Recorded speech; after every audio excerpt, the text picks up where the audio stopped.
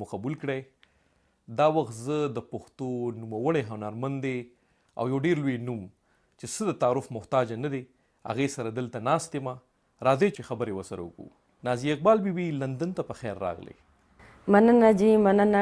زما خو لږې ورځې کېږي چې راغلم او دا خو مینوالو هم زه کتلی یم.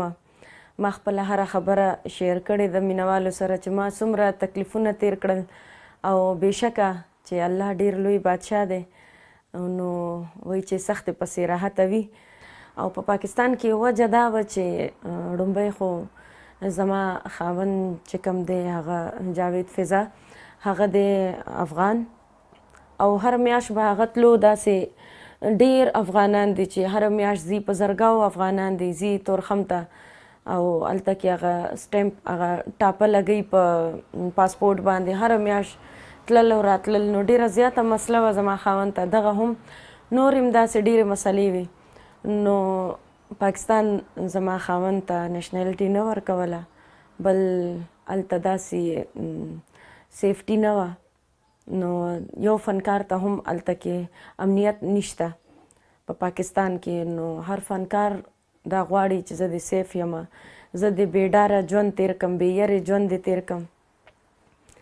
نو دلته زه چې رالم نو ډېره زیاته سیف مطلب ځان محسوسوم چې زه ډېره سیف یم دلته سیف شم او بچي مې سیف شو.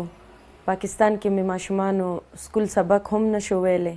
په سکولونو کې زموږ نه پاکستاني آی ډي کارډ غوښتو نو ما ډېر اپلای وکړه پاکستان حکومت ته خو زما خاوند ته پاکستاني آی ډي کارډ جوړ نه کو نیشنلټي ور نه کړه. نو ظاهره ده زه مجبوره شم ما د خپلو ماشومانو فیوچر زندگی خو نشوه خرابولی. نو د دوی د تعلیم دپاره د دوی د آینده ژوند دپاره ما دا فیصله وکړه چې زه به ملک پرېږدم. ډېرو هنرمندو ته همدا قسمه ستونزې دي په هغه هیواد کې په هغه وطن کې. نو ستاسو په خیال هر یو هنرمند دي ګینې هغه ژوند یا هغه ملک او هغه ځای پرېږدي او دلته دې راشي؟ نو زموږ دغه پښتو یو متل دی وایي چې چېرته ښه هلته شپه که نه. نو زما خو خپله تقریبا 40 کاله وشو چې زه دا فن کوم دا فیلډ کوم. بچپن مې پکې خپل ضایع کو. نو زما قدر هلته ونه شو. دلته کې زه راغلم لږې ورځې مې وشوې صرف دوی ته دا اندازه ولګېده پته ولګېده چې پاکستان کې دوی مطلب دوی امنیت نشته هلته سیف نه دي او دلته کې هغوی موږ له عزت هم راکو او ډېره زیاته زه دلته خوشحاله یم. نو لکه هر فنکار له دا سوچ پکار دی هر انسان په خپل ژوند ډېر ښه پوهېږي. څوک چې کوم ځای کې ښه وي نو هلته ژوند تېروي. څه قسمه مسلې دي هلته هنرمندو ته او دا څو کاله چې کوم تیر شو په دې کې ډېرو هنرمندو ته ډېرې غټې ستونزې رالي. څه ویل غواړې دې باره کې؟ جی داسې خو ډېرې ستونزې دي ډېرې مسلې دي. او لکه ما خو د ودونو پروګرامونه داسې خاص نه دي کړي او نور فنکاران چې کم دي هغوی ته دغه ستونزې دي چې پاکستان کې داسې ډېر خلک دي چې ځان ته وایي چې یعنې زه بدماش یم او د نورو فنکارانو غریبانانو ته به فون وکړي د شپې 12 بجې 11 بجې چې طبله باجه راواخلئ او راځئ راشئ او بس پروګرام به ورته سټارټ کړي پروګرام به ورته کوي. که چېرې هغوی لاړ نه شي نو بیا ځي هغوی ولي شوټ کوي مړه کوي. نو هغوی غریبانان د خپلې یرې نه د شپې 12 بجې هم چې ورته ووایي راشئ نو هغوی روانېږي ځي. زما خو خپله ډېر زیات زړه درد کوي چې زه د دې نورو فنکارانو د داسې خبرو نه خبرېږم نو ډېر زیات زړه مې ورته خوږېږي. او الله دې وکړي چې ټولو ته الله هلته امن راولي او ټول هلته سیف شي. ولې پښتانه سندره خو خوښوي خو سندرغاړي نه خوښوي؟ ما خو داسې ډېر خلک لیدلی دي چې وایي چې مونږ دا یو مونږ هغه یو او دا فیلډ دی او دا مه کوئ او دا هغه او دا دغه.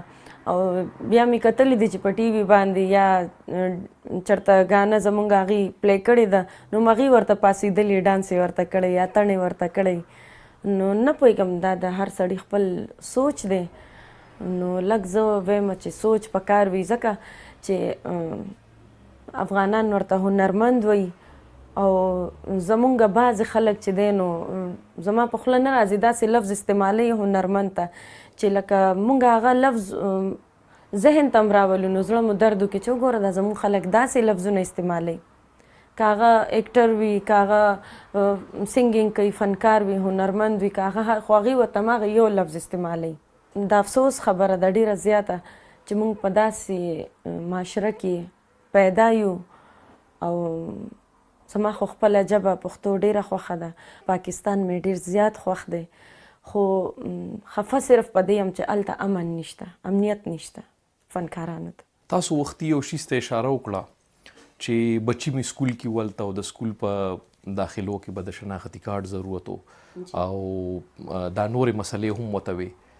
نو د بچو ملته سبق نه وي، دا به څنګه وي هلته سکولونو ته به څنګه تلل، ځکه چې ستاسو خو څو ماشومان دي د خیره؟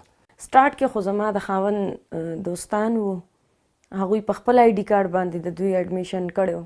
موږ وایي زه اوس به پاکستان موږ ته نیشنلټي راکړي، زما خاوند ته به نیشنلټي ورکړي، اوس به ورکړي.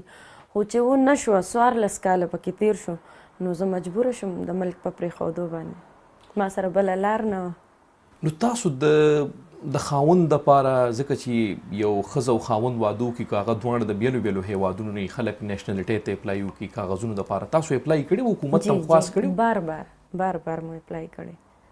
ولې نه ډېر، خو هغې دا وی چې یاره دلته لا الاو شوي نه دي، مطلب سټارټ شوي نه دي آی ډي کارډ چې نورو خلکو ته سټارټ شي، افغانانو ته، نو ستا خاوند ته به موږ فرسټ ورکو.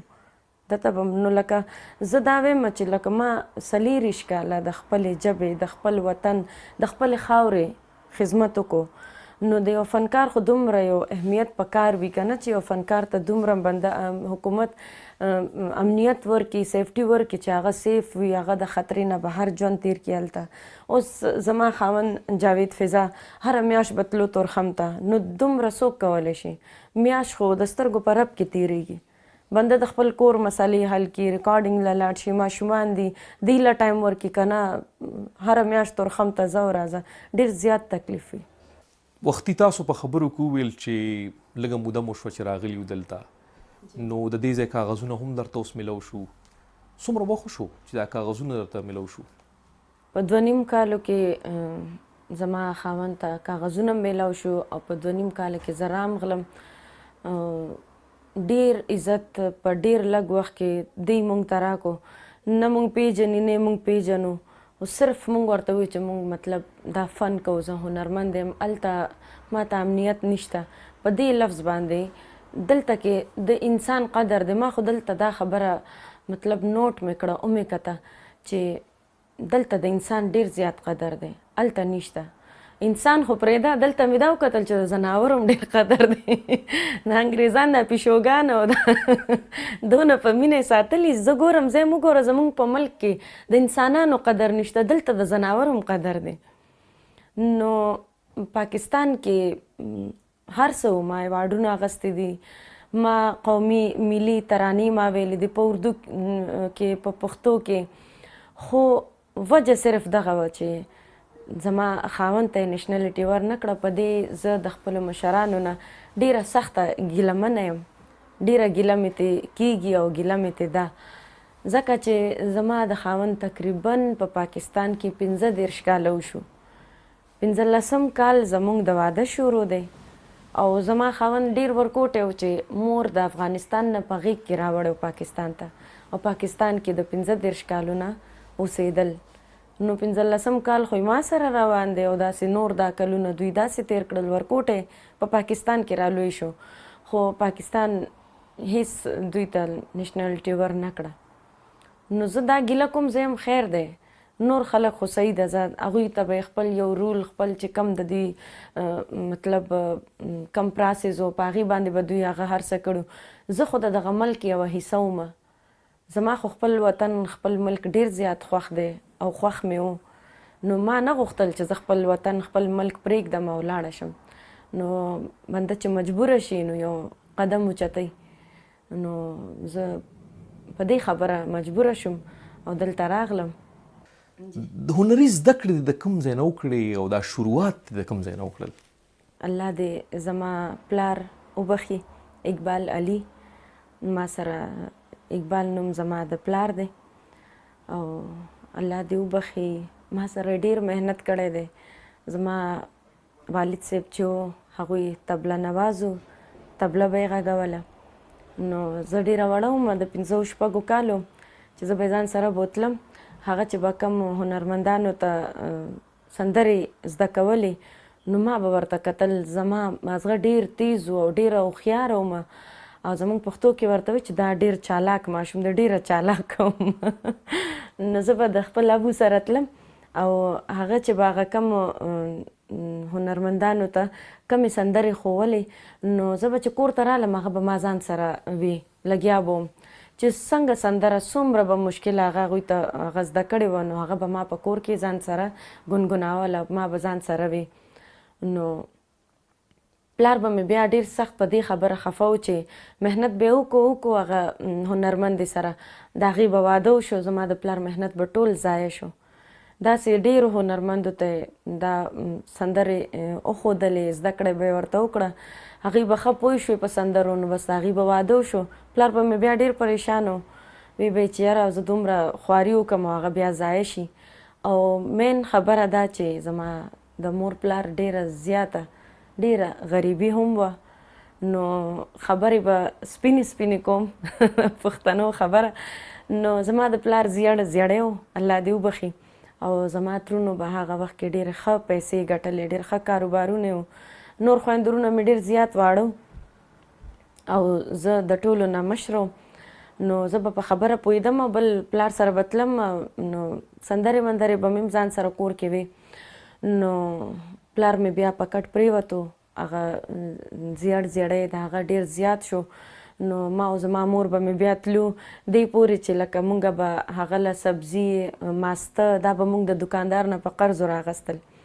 او زما تره به راغی هغه به وي الله دې هغه وبخي، هغه هم وفات شوی دی، هغه به وي چې بېګا مې دومره پیسې ګټلې دي او پروګرام له تللی یم، هغې هارمونیم به غږو. خو زما پلار چې به ورته وي ما له پیسې قرض را نو هغه له به یې نه ورکولې، وی به یې نشته. نو بیا زه ډېره زیاته هوښیاره وم، ډېر تکلیفونه مو تېر کړل. بیا زه یو ورځ پلار ته په ژړا شوم، ما ورته وی ابو زه تاسو له پیسې ګټم او زه به سندرې ویم. بیا زما پلار ما سره محنت شروع کو او د پلار مې یو دوست و هغه به هم تبله غږوله، پلار مې هم تبله غږوله. د تبلې دوست یې و په پېښور کې، حضرت حسین نوم یې دی، الله دې عزت وکړي. زه اوس هم د هغې ډېره شکریه ادا کوم. نو ماما ورته زه ویم د بچپن نه هغه مونږه زمونږ ټوله کډه په غټ ټرک کې واچوله او ټول یې راوستو خپل کور ته په یو کلي کې. بیا مونږ هغې سره پاتې کېدو او هغې مونږ سره ډېر هیلپ وکړو. رو بیا ریکارډینګ زمونږ شروع شو. نشترحال کې به کنسرټ کېدی نو هلته به تلم راتلم. ښه نو دلیل شوق نو مجبوري وه؟ نه سلمان، شوق مې و او مجبوري هم وه. او زه دا وایم چې صرف زامن مور پلار له څه نشي کولی، چې یوه لور وغواړي هغه هم ډېر څه کولی شي خپل مور پلار دپاره. نو زه لکه د زوی خپل مور پلار ته ودرېدم او ما هغه څه وکړل او کوشش مې دا و چې زما د مور پلار څه خواهشات وي چې هغه زه پوره کړم. پیدایش دې د کوم ځای دی؟ پیدا شوې په سوات کې یم. د چا خبره سواتۍ یم. جی او بیا تاسو ته خو ما ووایي چې زه د 6 کالو یم چې بیا پېښور ته راغلو. نو د پېښور نه بیا زما دا سندرې دا زما دلته نه سټارټ شو، پېښور نه بیا. ولې په پښتونخوا کې ډېرې هنرمندې د سوات نه دي؟ آیا د سوات کې څه خاص دي؟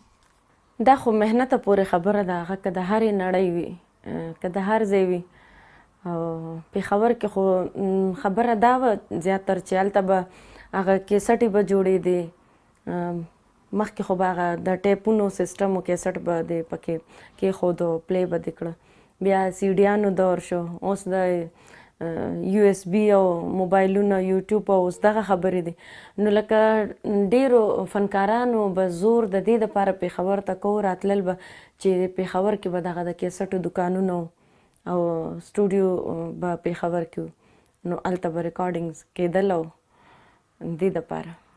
دا هم راته ووایه چې لومړۍ سندره دې کومه یوه وه او آیا هغه وختونه درته یادېږي؟ لومبنۍ سندره زما دا وه چې په ریډیو کې مې ویلې وه پېښور کې، زه چې کله مړه شمه تورې جامې واغونده. نو کو دا دې راته زمزمه کړه؟ دې له خو بیا نورو فنکارانو بیا دې له فوک طرز ورکو خو ما بل طرز کې ویلې وه. ما داسې ویلې وه چې زه چې کله مړه شمه تورې جامې واغونده، زه چې کله مړه شمه تورې جامې واغونده، راشه په سلګو سلګو دا ورځ دې دیدن به وي، دیدن به وي، دیدن به وي. څه یادونه راولي دا دې ذهن ته؟ بچپن راته را یادوي، زما پلار راته را یادوي، هغه به ما سره تلو او ډیر محنت زما پلار ما سره کړی دی. دې پورې چې سټارټ کې به زه د خپل پلار سره په سایکل باندې ګرځېدم. ځکه مې درته وختي مو وویل چې نن به سپینې سپینې خبرې کوم. بالکل، ولې نه؟ ډېر خلک اوس هم وایي نازیه اقبال ته وګوره، وایي دا به مخکې د پلار سره په سایکل ګرځېده. زه ورته وایم دې کې څه خبره ده؟ او ګرځېدم. نو اکثر زما خاوند هم خاندي، ما ته وایي د پلار سره به په سایکل روانه وي، ما به درته پټ پټ کتل. د ماشومتوب ټولو کې خوږ یاد دې همدا دی او که نور هم څه یادونه لرئ؟ جی یو بل خوږ یاد زما د پلار چې هغه ماته یو غزل ښودلو، الله دې وبخي، ما ته وی چې دا داسې ووایه چې افسوس سره ووایه. د دې لفظونه داسې دي چې هو خیر دی که په ما ظلمونه زیات دي شي. ما ته به زاړه وختونه یاد به شي داسې څه لفظونو.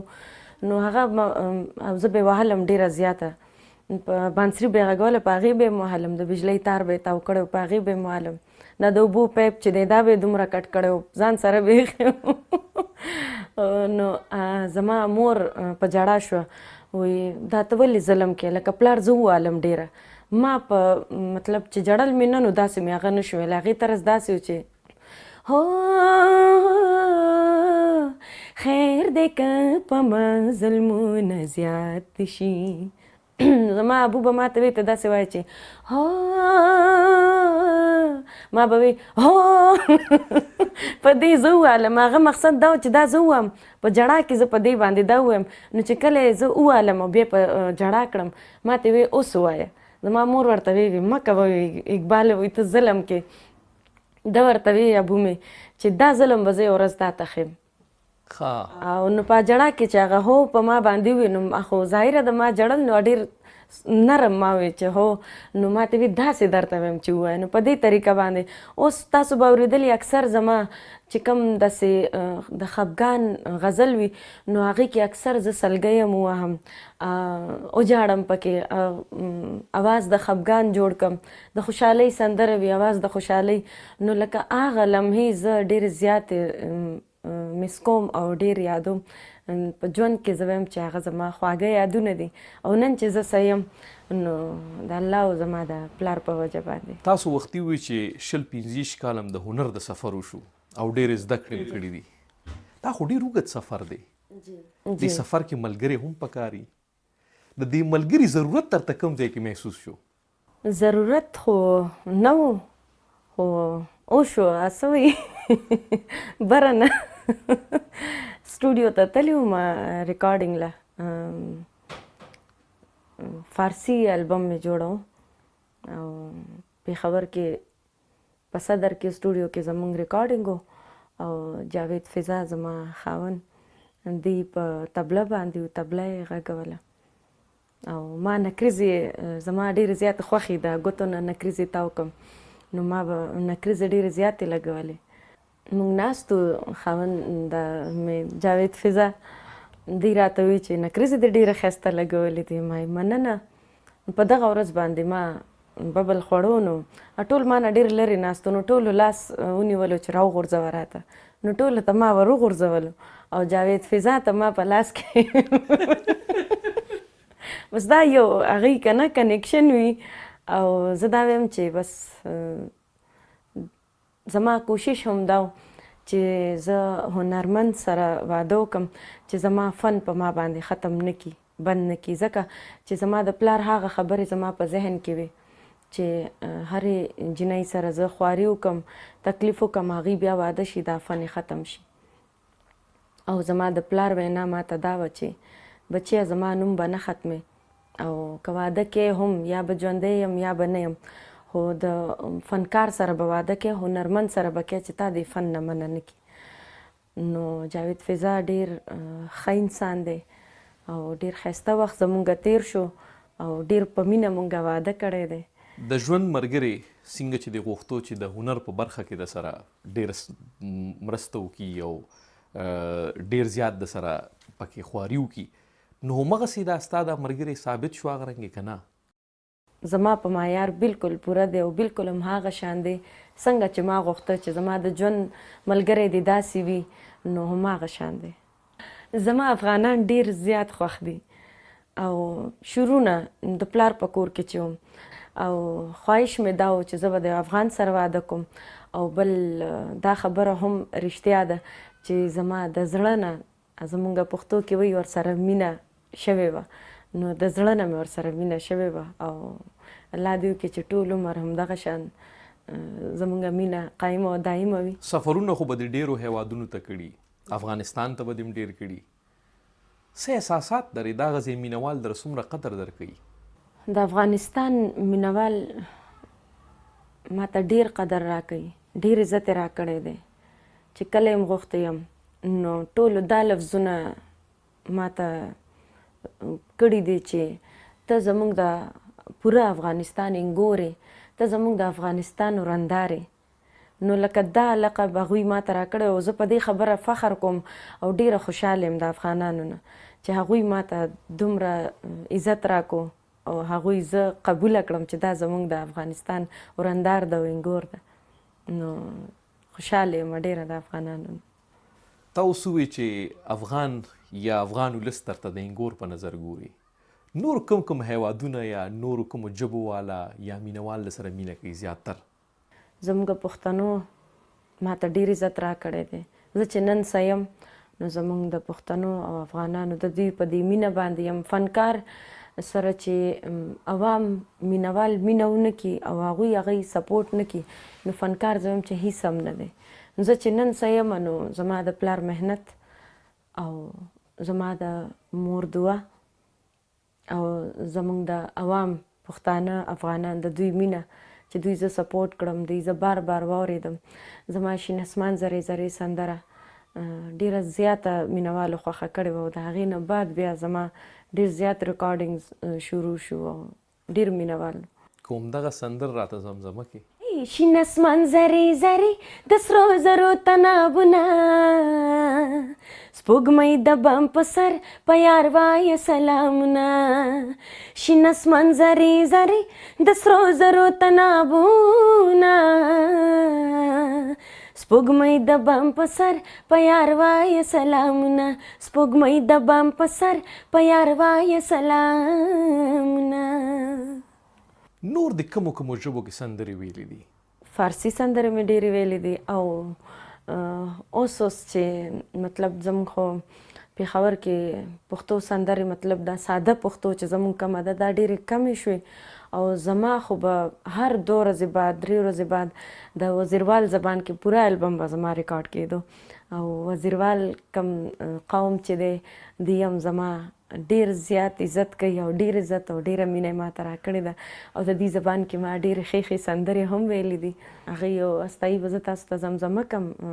وای د توپه سر مې لګولې دې شړتې نه بدماشي مکه، مشکلې تارو شالو پارې مکه وسپینه ژڼکایه. وای د توپه سر مې لګولې دې شړتې نه بدماشي مکه، مشکلې تارو شالو پارې مکه وسپینه ژڼکایه. وای وای ډېره زیاته ښکلې کړې ده. این آهنگ به مردم افغانستان تقدیم میکنم. پیمان نبیته که خمار استم، پیمان بیته که خمار استم، من عاشق چشم مست یار هستم، من عاشق چشم مست یار هستم، بیته بیته که خمار هستم، پیمان بیته که خمارستم.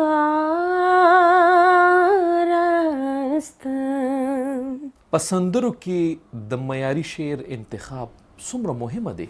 ډیر مهمه دی، ځکه چې نن سبا خو په معیاري شعر باندې هر څوک پوهیږي او هر څوک عاشق دی، نو هغې سوچ کوي شاعري ته غوږ ږدي چې د فنکار دی هنرمند څه ویلی دي. نو زه په خپله معیاري شعر ډیر زیات خوښوم او داسې د عوام چې کم شوقي شاعران دي د هغوی شاعري ما ډیره زیاته ویلې ده. د هغې وجه دا ده چې ما نه غوښتل چې زما نه کم شاعر خفه شي او کوشش مې دا و چې یو نوی شاعر مطلب راشي او د هغوی شاعري مینوال واوري او د هر چا خپل نوی سوچ وي. نو ما نه غوښتل چې زما نه کم شاعر خفه شي. د کومو شاعرانو کلامونه مو ویلي دي؟ ډیر مې ویلي دي، د خوشحال خان بابا، حمزه بابا، سایل صاحب، لایق زاده لایق صاحب شاعري مې ډیره زیاته خوښه ده. د هغوی یو غزل ما ویلی و، بېلته ژوند نه تېرېږي په رښتیا ژوند نه تېرېږي. نو هغه ما ډېر په مینه بلکې 2 ځل ما هغه ریکارډ کړی دی. یو ځل مې همداسې ریکارډ کړی و، بیا په دوباره ما پکې کلاسیکل پکې مې میکس کړل. نو هغه ډېر زیات مینهوالو خوښ کړو. نو کو زمونږ د مینهوالو ته زمزمه کې؟ جی جی بالکل. بېلتا ژوند نه تېرېږي په رښتیا ژوند نه تېرېږي، بېلتا ژوند نه تېرېږي په رښتیا ژوند نه تېرېږي. پخپله هم سندرې وایي، خو د نورو سندرغاړو سندرې هم اوري او کو اوري نو د چا سندرې د ډېرې خوښې دي؟ الله دې وبخي ګلنار بیګم اپا، الله دې وبخي کشور سلطان اپا، د دوی سندرې هم ما ډېرې ویلې دي، غزلې مې هم ویلې دي او د دوی اوازونه زما ډېر زیات خوښ وو، د دوی نه متاثره او په سړو کې زمونږ الله دې ورله روغ صحت ورکړي خیال محمد صاحب او الله دې جوړ کړي بیمار دی هدایت الله صاحب او هارون باچا شو، د هغوی وینا مې ډېره خوښه ده، د هغوی د ګانې انداز مې ډېر زیات خوښ دی. ولې دې هنر ته پښتني جینکۍ نه راځي یا چې راځي ډېرې کمې راځي؟ د دې څه وجه ده؟ هغوی ته د فیملی طرف نه پابندي وي، نه کوي، اوازونه یې ډېر ښه وي، خو یا چې واده شي د خاوند د فیملی طرف نه هغوی منع کوي، نه پرېږدي، یا د هغې مور پلار. نو وجه صرف دغه ده چې هغې اجازت نه ورکوي ورته. څه فکر کې چې دا وخت به تیر شي، دا حالات به ښه شي؟ 15 کاله ما انتظار وکړو د وخت د حالاتو ښه کېدو، نو ما ته پکې څه بدلون ښکاره نه شو، ځکه ما ملک پرېښودو راغلم. نو ما ته خو اوس داسې لګي زه چې څه ګورم چې زمونږ د پښتو هنر ډېر په وروستو روان دی، خلک مخ په وړاندې ځي، زمونږ فن پښتو چې کوم دی دا ډېر په وروستو روان دی، ځکه چې هغه رچاو نشته. مخکې به رباب و، منګی به و، ستار به و، طبله به وه، اوس خو آرټیفیشل هر څه کمپیوټرایز شو. که یو سنګر بې سوره ګانه هم وکړي نو په کمپیوټر ورله هغه سور کړي، انجینیر ورته بې فکره شوي زه یې درله ټیک کومه، دومره ټیونر به ورکړي چې بس. لکه زه اکثر خاندم، زه چې کله م ریکارډینګ ما کړی دی پاکستان کې، ما هغوی ته ویلې چې زما سندرې له ټیونر دا به نه ورکوئ، هغه داسې لګي لکه چې خوله کې اوبه واچوه، زموږ پښتانه وایي غرغاړې کوي که نه، هغه شان لګي، ډېر عجیبه لګي. نو ما ته نه لګي چې ښه به شي. ولې دومره ناامیده یې؟ ناامیده ځکه یم چې په ما تیر شو په ما تیر شو، ځکه زه نه ګورم، نه ښکاري راته داسې. دې برخه کې به د نه زه سمدستي پوښتنې کوم، بس چې ستا په ذهن کې څه راځي زما د سوال نه پس د هغې جواب به راکړې، سوچ به پرې نه کوې؟ سوچ به پکې نه کوم. سوچ به پکې نه کوې. جامه؟ تورې. افغانستان؟ ښایسته وطن. مینه؟ جاوید فضا. ښکلا؟ واړه واړه ماشومان. فلم. په کور کې، سینما کې نه. لندن. ښه ملک دی ډېر. امنیت. پښتونخوا. زما د خاوند پاسپورټ. ژبه. پښتو. سوات. د ښکلا وطن. رنګ دې کوم خوښ دی؟ تور. خوراک دې کوم خوښ دی؟ وریجې. جامه دې کومه خوښه ده؟ د پښتنو جامې. وطن دې کوم خوښ دی؟ لر او بر دواړه. په دې هنري سفر کې شاګردان شته؟ څوک هم جوړ کړي دي؟ ما خو دا خبره کله هم انټرویو کې نه ده کړې او BBC ته یې کول غواړم. زړه ډېر خفه شي چې کله یې رایاده کړم. کله کله به راتله او ما نه به یې زده کړه کوله. الله دې وبخي غزاله. نو هغه به راتله کله کله. او که تاسو سوچ کړی سټارټ کې د هغې اواز څنګه و، بیا وروسته د هغې اواز ډېر زیات ښه شوی و. د هغې د غزل انداز ډېر ښه شوی و. نو الله دې وبخي، زه چې اوس هم یادوم هغې زما ډېر عزت کوو او راتله به زده کړه به یې زما نه کوله. لکه ټولو به راته وي چې موږ له ټایم وخت راکړه چې موږ تا سره شاګردي وکړو، خو نه مې شو ورکولی ټایم. او د هغې نه مجبوره وم، هغه ماته ډېره ګرانه وه. کور ته به راتله او ډېره ښه جینۍ وه. الله دې وبخي. اوس چې لندن ته راغلی، دلته ژوند کې څه پلانونه لرې؟ اراده خو دا ده چې راتلونکي غټ اختر ته څه کنسرټ زه خپل جوړم. په اخره کې د مینوالو ته څه پیغام لرې؟ اول دې ټول مینوال مسلمانان 5 وخته لمونځ کوي او د خپل مور پلار د ډېر عزت ډېر قدر کوي. ما نه دې عبرت واخلي چې ما سره څه وشو او بیا ما د خپلې مور د خاطره دومره لویه قرباني ورکړه، دومره لویه چې زه وایم چې په نن سبا وخت کې به یو اولاد هم د مور دپاره داسې قرباني ورنه کړي چې دومره زیاتی هم د یوې لور سره وشي او هغې ته بیا مور د مسواتیان وایي ابۍ، مور ورته مخامخ شي او هغه بیا د مور د خاطره هغه خپل ټول تکلیفونه وروسته د هغې په قدمونو کې وغورځوي. نو د خپل مور پلار د مینوالو ته وایم چې ډېر عزت وکړئ، ډېره خبره یې ومنئ. سپیشل به زه هغه تور سرو ته دا بیان او دا پیغام ورکم چې د کمې تور سرې واده شوی وي هغه دې د خپل خاوند ډېر عزت وکړي، خپل ژوند ته د خپل خاوند د خپلو بچو ژوند ته دې وګوري او که ملک پرېښودل ورته ضرورت شي نو زه وایم چې زما په شان ملک دې هم پرېږدي.